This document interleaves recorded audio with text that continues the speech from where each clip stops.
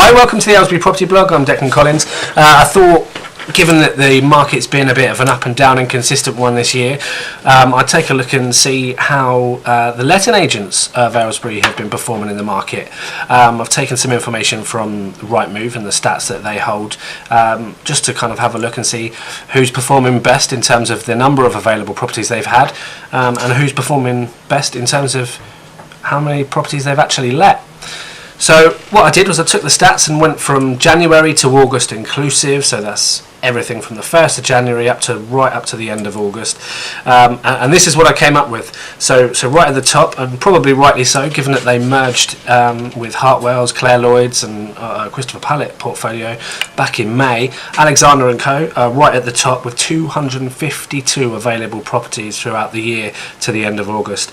Next was Brown & Merry with 148, Chancellors with 135, Neil Douglas with 94, Connells with 91, Mortimer's with 84, and down the bottom, online estate agent Purple Bricks with 4 available properties for the year.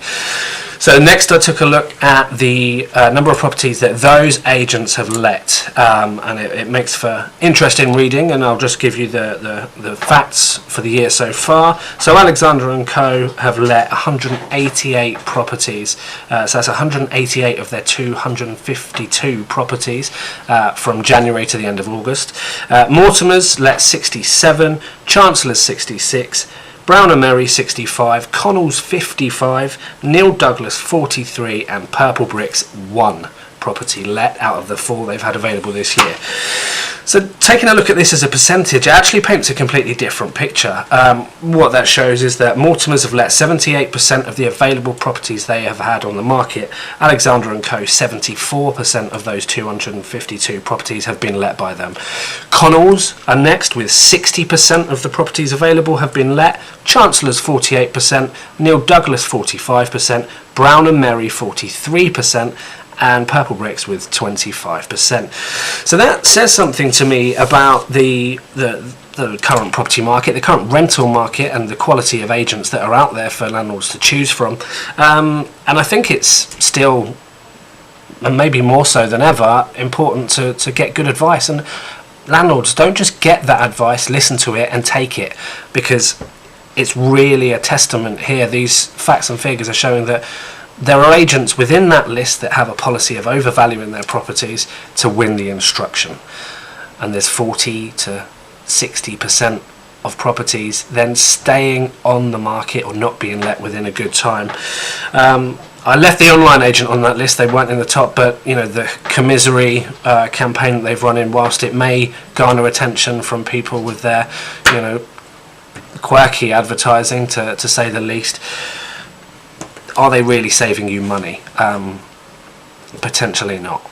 What I can say is there are a lot of landlords that come to me that say, I've been quoted a higher price, I've been quoted a higher rent than I am quoting them.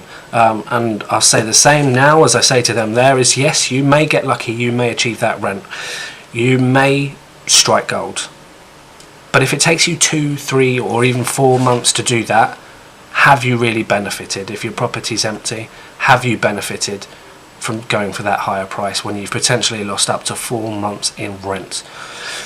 So we go back to the same old adage. Don't just get the advice, listen to it. Look at the stats.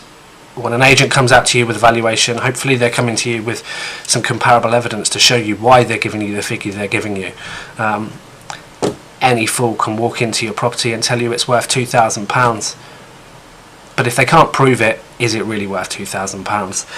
The DPS have reported that the property market is in recession. The private rental sector is in recession. I think it's probably too early to be using language like that. But rents aren't climbing at the rate that some people would have you believe.